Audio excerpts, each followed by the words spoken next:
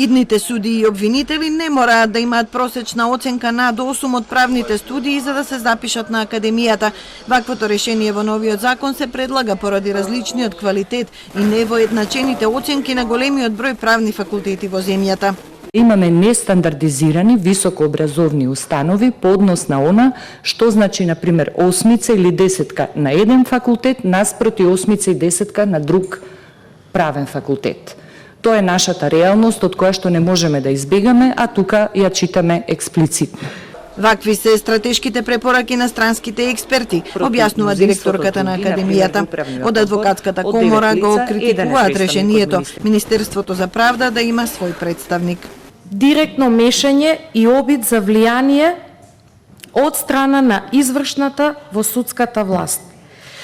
Она што треба на сите нам да ни биде јасно, а за да воспоставиме еден квалитетен правосуден систем, е дека треба да постои независност и на судството, но и независност на обвинителството. Опозицијата забележа дека присуството на Министерството во управниот одбор на академијата овозможува субјективизам, а власта е уверена во пообјективен избор на кандидати отколку досега. Тоа лице не може да избега од својата субјективност.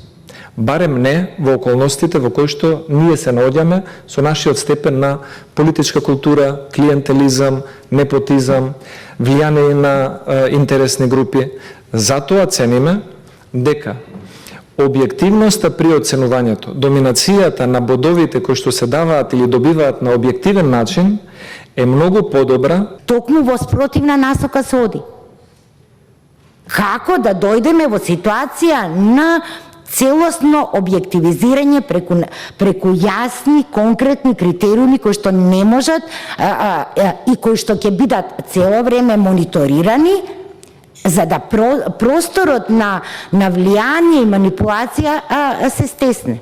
По барање на опозицијата во Комисијата за политички систем се одржа јавна расправа за новиот текст на законот, иако е со европско знаменце, од правда изразија подготвеност за потемелна расправа и амандманско согласување на ставовите.